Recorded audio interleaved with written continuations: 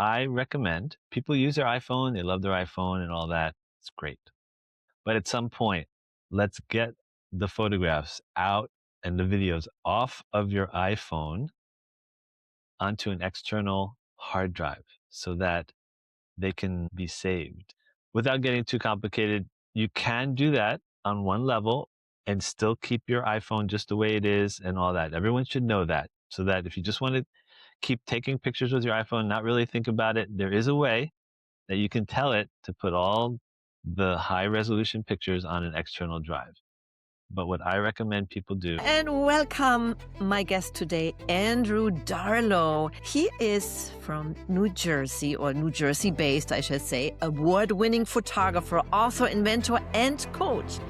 For over 25 years, he has helped people preserve, protect, and back up their photographs, videos, and other essential digital files. So I'm so happy to pick your brain today. Thank you, Sabine. It's a pleasure to be here. I've always enjoyed your show, and especially the New Year's one that you did just recently, where you talked about what this year is going to mean for you, and you encouraged others to think about their year forward and your next book and all kinds of exciting things. So I'm excited to see how we can provide some value for all the people who tune in. I know you can. So to give our audience just a little back story here, how the two of us met. We both met on the Owl app, and you have probably heard about that or me talking about Owl for quite some time. And this is one of those meetings. We got to know each other better. And when you are part of a community that can connect so quickly and get to know someone off social media, it's a game changer. So before I go into your expertise, Andrew, let me hear from your perspective, because people always hear me talking about how great Owl is. So what is your take on it? How did you get onto Owl, and what did it do for you? Okay, well, yes, Owl is incredible. And if people haven't heard of it, it's now available for people in the United States and Canada who have cell phone accounts. And basically, I had heard about it from Orly Amore, the amazing Orly Amore, who has taught me so many things about speaking and other topics. But I kind of ignored it at first. So then I heard it again. And then I saw something pop up. It was the fitness challenge by Owl, come aboard. And I had just been thinking, I'd really like to have something to motivate me to get in better shape. So it just came to me at the right time. I signed up for Owl. I started making a call a day or more, and I started doing my push-ups or sit-ups and exercise every single day and drinking a whole lot of water or sparkling water, which is my preference. And I lost over 15 pounds in just 1 month, which for me, I was really shocked, and I felt better. And I became an Owl ambassador along the way, which is a wonderful honor. And you are too. Yeah, and to say the Owl app has nothing to do with, it's not a weight loss app. So I just wanted to No. bring this out. However, it was a challenge, and we have like different challenges that we do over the year, and you can participate or not. It doesn't make a difference. But this was something that triggered, let me check it out. But besides those wonderful benefits that you have, how do you experience Owl? What do you like about it? The thing I love most about Owl is that there are people there with their virtual hands up saying, "Give me a call." As far as I can tell, that's almost non-existent. Yes, you can text like hundreds of people. You can even send, I mean, millions of people. You can send them voice notes too, which is something else we can talk about on Owl. But the voice part of it, the fact that they are just sitting there doing maybe other things, but they're ready to take your call is like magic. And those are the people who I often want to speak with. Yes, yes. And that's how we two got connected and got to know each other more. And what I like about it, it's that referral base. Even if you may not do business with one person, or you thought, or maybe that would be a good client, maybe it's the connections through that person that leads to this person and that it's just amazing. And the best thing, you can do it even when you're out doing something like walking. The other day, I was walking my dogs, right? And I was out anyways, nothing to do. So, oh, let me pick up the phone. And I called someone who was available. And we just had a fun conversation. And at the end of the conversation, I said, oh, you know what? Let's do a live. Come on onto my podcast. And so that was another great connection. And I was on somebody else's podcast, like you are now on my podcast, right? So it's Absolutely. just beautiful how this all works out so seamlessly, it seems like. And on that topic of podcasts, so many of the people who are in OWL came into OWL because they signed up at a podcast expo of some type. And Mhm. what that means, you have so many people both interested in being on podcasts and a lot of people who have their own podcasts. So that's exciting. Yeah. So, and this is what I always say. If you want to be seen, if you want to get more clients, if you want to sell more of your products, you got to go out where you are being seen. And being on podcasts is one thing. Guesting on podcasts is one great way. Or just connecting with people on, for example, the Owl app, that you can actually see somebody is right available and I can call them. And, just this is how it looks like. Let me see if they can see it. And now there you can see the people that are available. There's like Paul Vato is available right now. Yeah. And I met Paul in person at the last Podfest and it was just fabulous. We connected and we had so much fun.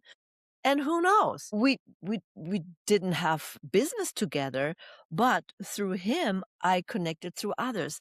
That's the beauty of networking. And I would say this is the modern way of networking without being on any algorithm or, Yes. I have to get in touch with them, can text me, how can we connect? You have to wait for them. Now you are in control. So I like it. But Yes. now And there's one enough. other thing. Yeah. There's one other thing. Everyone should know that at 4 p.m. Eastern, every Thursday, if you just go to the OWL Instagram account, you can find a link to join a training, which is often not just a training, but also often like a networking session where you have an expert there who you can ask questions. Sometimes people have millions of followers on social media and you can learn some wonderful things. Then you can even hop on a call often with CEOs and others. So just wanted to throw that Yeah. in there. Oh, I'm so glad that you did that. Yes. As you can hear, we both are passionate about OWL because it is such a great tool to have in your toolbox as an entrepreneur. So, and I make sure to have the link in the show notes. But now enough about OWL. We love it, but we want to hear more about you. In my introduction, you a photographer, an award-winning photographer. So let's start there. Tell us more about that. Okay, well, I've been a photographer for now about 40 years. And it started when I walked into the yearbook office in high school and there was a darkroom. And I took a short class that they had and learned how to develop pictures in the darkroom. And my mind was blown and my life was changed. And that led to taking pictures for the school yearbook and the school newspaper. And that then led to me applying for a scholarship to live and study in Japan right after high school. And I received it and I went off and had a wonderful experience with a family there and went to Japanese high school and saw so many beautiful places. This was on the western part of Japan near Kyoto. And I would just take my camera everywhere I went. Back then, it was only film, which is fine, maybe 30 or 40 rolls of film I brought. Even family meals I would take pictures of. So I didn't realize till I got back that when I made albums and I showed them to people and told stories that went along with the photographs, I could really explain what it was like to be there. I could showcase the power of photography. And obviously there's Life magazine that did that for years and all kinds of other media that did that, but it really sank in when I started seeing the reaction of people. So that was the beginning. And then that led to me going to college, which I didn't plan to be a professional photographer, but luckily I was able to take pictures and then both for the school yearbook and the school newspaper. And that was like another way for me to expand and to learn more. And then in my second year, I loved Japan so much, I went back to Japan Hmm. on an exchange program, and that was incredible. Took more pictures, and then during one of the breaks, friends and I wanted to go to a warmer place during the winter, so we went off, took a one stop in South Korea, and then to Thailand, and again just kept taking pictures anywhere we went. And then after that, finished my degree, and then I had an opportunity to apply to study for 4 months in Heidelberg, Germany. Perhaps you've heard of it. Yeah, I'm vaguely. What a beautiful place! And I So studied for did you four went to the months Heidelberg, castle? Yes, many times. And you Mhm. have the Hauptstrasse, which is such a beautiful roadway that goes a pedestrian walkway, and so many wonderful experiences. And I got to travel, like weekends to Paris, and we went one break to Switzerland and Prague and Hungary, and it was just amazing. Everywhere you turn, there's more photographs, and Munich also. So it was just one of the best experiences to combine learning about another culture and then learning about business and also economics. Thank goodness in English my classes were, but I every day I had classes in German so that I would also be able to get around. And just having all that experience and then mixing it with taking pictures, I came back with such an incredible catalog of photographs, which then led to me becoming a professional photographer. So then you became a professional photographer. Did you stick with nature or did you take images from people? Okay, well, my next journey, once I graduated with a business degree, and after I came back from my time in Europe, I joined a company that my grandfather started in New York City about 100 years ago in the printing industry, but not as a photographer because I didn't think I could become a professional photographer in New York City. But it just happened to be I went into the large format printing area because I loved everything visual, and I helped out where they had these giant machines that would print things for buses and trade shows, and I would be like the person there cutting the boards perfectly and making sure things were packed properly. Lo and behold, a salesperson at some point brought in a digital photography project, and they rented the equipment, and I helped out as an assistant, and I was hooked. Sometime after that, because it went so well, I helped build a photo studio, and I started leading that with a couple of mentors. And but within not a very long time, I was running the studio and doing work for companies like the Body Shop Cosmetics, and I was photographing Rolex watches for the New York Times ads, and chocolate and diamonds and all kinds of incredible things that would come to me because we were in the middle of New York City. Photography was a profession. It still is, but there's so much more competition out there because now people can take fantastic pictures with a cell phone. So, what is your take on that? And was that part of your journey that you had to adjust and change?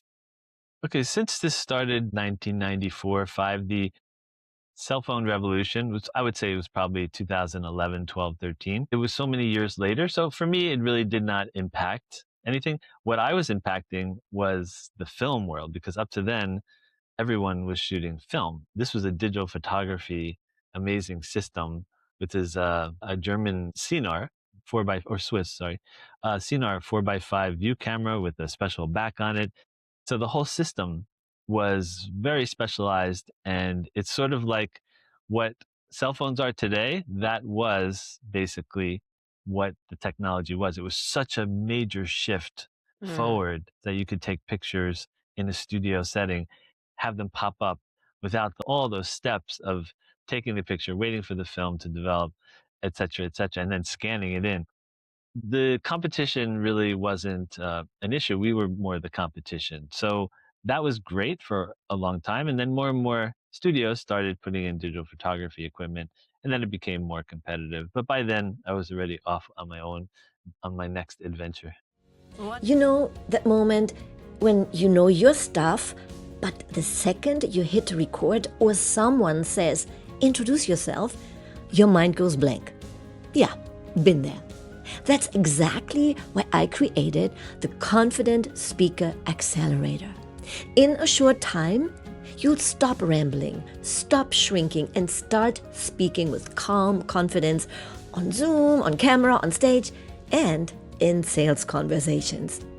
You'll learn how to structure your message, tell stories that connect, and sound like the expert you already are. If you are ready to be clear, confident, and get more yeses without feeling salesy, come and join me. The link is in the show notes. What is your next adventure? My next adventure was concentrating on my consulting, which I was teaching at a place called the International Center of Photography in New York City. And I was also teaching courses in different schools and also on my own. So I went off on my own after about 9 or 10 years at the company, and I started helping people manage their digital life. For example, people might go on a trip, let's say to a safari, and come back with a bunch of these cards in their very fancy camera, but then they have no idea what to do with them. Their computer can't hold them. They need to buy external drives and they don't know which external drive to buy. Then they don't realize you have to have multiple external drives. They don't also realize that it would be helpful to have it also go up to the cloud. So I help people, I've been doing this for many years, to manage all of that so that they can make the most of their collection, whether it's just their family and friends that they care so much about that they want to preserve their memories, or whether it's their business. They could be a portrait photographer, they could be a school photographer, they could be sports photographer, it doesn't really matter. Anyone who has to create imagery or video and manage it and not lose it and track it and be able to enjoy it, those are the people who I've been helping for many years. Okay, so let me ask you about the cloud. So I'm a Apple iPhone user and Apple product. So everything that I have on my computer and my phone is also being stored in the cloud. Now, but if I delete something on my phone or on my computer, then it's also deleted in the clouds, right? Depending on how you have it set up. If you have it set up to share your desktop and your documents, then that's generally the case. And if you have it set to optimize your pictures so that your iPhone doesn't get filled up too fast, then you're at risk. It's only really in one place, which is in Apple's cloud. Yes, it's also on your computer, depending on how you have it set up, but not everything. Apple has decided that most people don't want to think about it. They just want to buy whatever iPhone they can afford and whatever computer they can afford with it, whatever hard drive and space they can afford. And they're going to do some kind of magic for most people. What you don't realize is if something goes wrong, everything could be gone, or at least your videos, because they certainly can't keep your videos and they generally can't keep all your photos either. So that's why, at a minimum, I recommend people at least get enough of a storage from Apple. Like, let's say most people 200 gigabytes. I think it's $3 US a month. So at least whatever's on your phone will mirror what's in Apple's cloud just to get started. And you still may have issues with Apple doing their magic. So I want to put that out there just because this is where most people are now. Then I'll mention what I recommend. Right. So that's That's where what most I would people. like to go. What is different from what you do to what I already have and know with my Apple? So yeah, go ahead and share with us Yes. your magic. So this is what I recommend for most of my clients. And there's only one negative to this whole system. I'll mention the negative at the end. I recommend people use their iPhone, they love their iPhone and all that. It's great. But at some point, let's get the photographs out and the videos off of your iPhone onto an external hard drive so that they can be saved. Without getting too complicated, you can do that on one level and still keep your iPhone just the way it is and all that. Everyone should know that. So that if you just want to keep taking pictures with your iPhone, not really think about it, there is a way that you can tell it to put all the high resolution pictures on an external drive. But what I recommend people do is to get the external drive and then just slowly in blocks take the pictures off and then use another application to manage your pictures so that everything is original, meaning everything on your phone is original, high quality, not relying on Apple to, when you click on it, like it has to feed from Apple. And everything on your external drive is actually all high res and everything is there in case you have a problem. The only negative, which I just said, is you do have to use another application then to browse, to look at your pictures and to manage your pictures. That's why I want to make it very clear. These are two options people have. My favorite is Adobe Lightroom, which Lightroom Classic, which is just a magnificent way to manage your pictures and your videos. And it's, I think, about $10 or $15. I think as low as $10 a month. So I think I've kept it as simple as possible, meaning if you get an external hard drive, you can just keep the system you're using right now. You'll have everything that's high res on the external drive, which is great. Your phone, though, will not have everything in its full res. It's just going to kind of do its magic for you. And for probably 80% of people, that's what you want to do. Mhm. That's probably the number one tip. But in my case, for my clients who are really serious, I recommend we find a way to get your pictures off of the iPhone to the external drive, and that frees up the iPhone. It also frees up the iCloud storage and all that. So those are the Mm, two options. If you're willing to explore the world of Adobe Lightroom Classic, then that's the way to go, the second approach. got you. So, how do you help your clients? Say, for example, I do a lot of video recording on my iPhone because I'm a content creator, and there are a lot of entrepreneurs and content creators out there who have like tons and tons and tons of video. And so, what do I do best with the videos that I want to keep or reuse? But it also, you know, bugs up my storage. And the other thing is like I'm going to scroll, scroll, scroll. Where is Uh-huh. this video? Where's this video? Where's this video? So I would like to know if you help people with just making it so simple that I can find things and I can have everything organized without me doing it because it would drive me absolutely nuts. The answer is yes. The only thing that would help if you knew was the approximate date in which you captured it. But otherwise, meaning if you don't want to do anything except for one, basically one copy, that's it. That's all you'll be doing, like once every however many videos you take. That's all you would be responsible for is copying one set of videos. And you would send them, you would do it together with your still images. As long as you can do that. And I would like to use a program for that called iMazing. I'll just throw it out there just because it makes it that much easier. So yes, without a doubt, it's just a matter of getting the right external drive based on what your needs are and how much data you really plan to make. Because on an iPhone, you can choose a number of different video quality levels. And if you choose like 60 frames a second, it's going to be at least twice as big a file. Once I have a conversation, I can say, okay, you can buy this 4 terabyte, let's say SSD drive, and everything will be really fast and you'll be good probably for 2 years. And that's the way to go. And that's what I prefer to tell people. But if you're like me, I'm staring at a 22 terabyte drive and next to it, a 24 terabyte drive. Each one has its own purpose. So it's all based on what people do. But the key is to be able to use your phone without it giving you problems and have everything at least on one external hard drive and then at least in one other place, which in my case, if you're an Apple user, it's Time Machine because Time Machine is like magic. It's just another drive. You set it and forget it. And you can even go back in time. Let's say something bad happened today. You can say, okay, bring me back 1 day or 2 days and just get me back to that point and you can get your data back. So just to keep things simple, you want to have an external hard drive, you want to have a Time Machine drive, and then you, in my opinion, you want to have some kind of cloud backup. My highest recommendation goes to Backblaze. Backplace? Blaze. Ze.com. It's unbelievable. It's $8 or $9 a month. I don't know if I should say this if they're listening, but I have over 15 terabytes on their server, which they're backing up for me.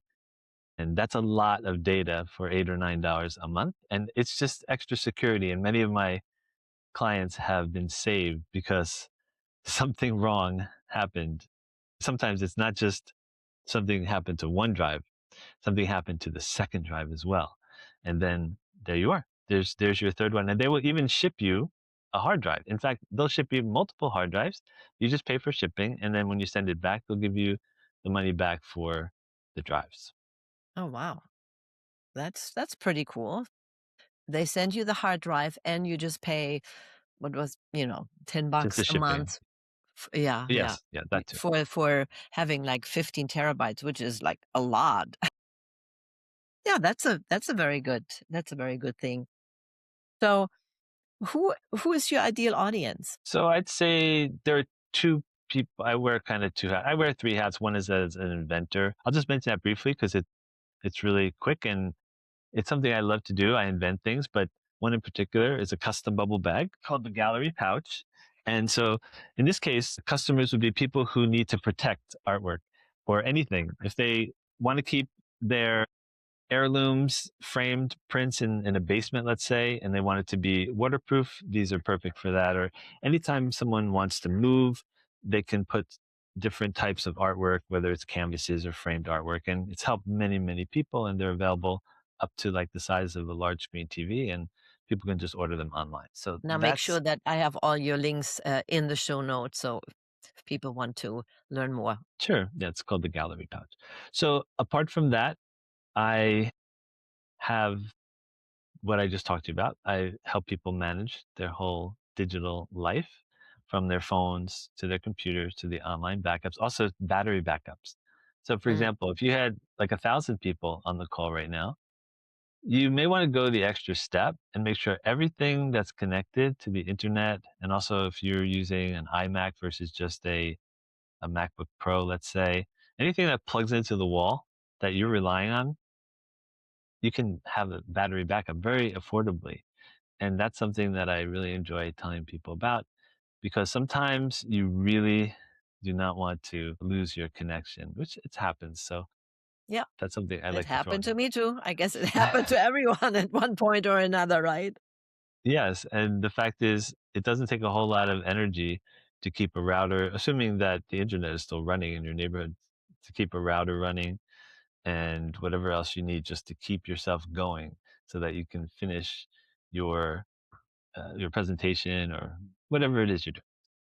That's something that's often overlooked. And also, just a single lightning strike has happened to my client. One big lightning strike, fortunately, it only knocked out her power supply, but not the actual drive. So we just ordered a new power supply for it. And it was funny because I sent her a note. I've been working with her that day. I'm like, there are going to be lightning storms. I would really unplug. And she's like, you know what? I'm not home. And then she got home and what are the odds? But Yeah, fortunately, the data was fine and she had been backed up because I had just worked with her. But imagine on the same day, these things, these, yeah, yeah, yeah. so I'm happy to share that. And so that's the second hat. The third hat is photography. So I love photographing people and their pets. I have multiple books related to pets. One is on how to take better pictures of dogs and cats, and one of them, I know you've seen this one. It's pictures of dogs that I photographed over the years with funny sayings that dogs might say if they were philosophers. Like, for example, one floppy ear is no excuse to half listen. That's cute. And so what happened was in that case, this publisher, they saw that I had so many pictures of dogs and other pets. They said, "Can we do a dog book?" And I said, "Okay, yeah, sure. Why not?" Have you had any uh, real challenges in your business? And if so, I guess we all had at one point or another, but is there like a way or a strategy or a tip or anything you want to share that helped you get over it and get through it? I think the thing that has helped me most throughout all of my time being a consultant, being a photographer, is to have gratitude every day, all day if possible. That's what I always have been focusing on now for the last 5 to 7 years. And before then, there was definitely a different feeling. But when I understood the power of gratitude, then I could better take every day like a blessing and take every moment and appreciate the gifts that are all around me. And also, it helps me to relate to others and to also empathize more with others. That's so beautiful said. And I could not think of a better ending of our conversation than ending with gratitude and how it changes perspective, because we all have challenges in life. It's just part of life, right? What if we focus on those things, it makes it harder. But if we shift our focus from what we're struggling with at that moment in time and refocus on gratitude of everything that is good in our lives, then it makes it so much easier to move through in the knowing that another beautiful new start will come, or something wonderful will come towards us that helps us on our journey to greater things. Yes, and one thing about gratitude, every time I didn't mention I have these pet story parties where I bring people together. We tell stories about pets from our past or present. Gratitude just comes through because you hear these incredible stories of people, stories that you won't even believe. Like I've heard stories where, in my case, family told me that their dog saved them in the middle of the night because it smelled gas and it got them out before anything could happen to them. And I could just go on and on. So my next story party is coming up, and people can just take a look at my information if they want to find out more about maybe coming in. There's always a coupon code that gets them in for free. It's a wonderful event where people just come in and share stories for about 90 minutes, and I'm always touched. And I share some of my favorite stories as well. That is beautiful. And of course, me as the storytelling dame from Germany, I Mhm. love stories. So I definitely will be at one of the parties to share my pet stories, because it's quite interesting, especially, I used to have cats, but then I moved to dogs, but by accident. So in other words, Okay. my husband and I, we both surprised each other with puppies on the same day without Wow. talking about it. Yeah. Wow. That is unbelievable. Okay, that's a story for the party. Yeah, I will share that story at the party. Thank you so much, Andrew, for being here and sharing your knowledge and wisdom about photography and how to preserve it, and about the clouds and the storage and everything in between. Thank you so much for being here. Thank you, Sabine. It was fun. Have a great day.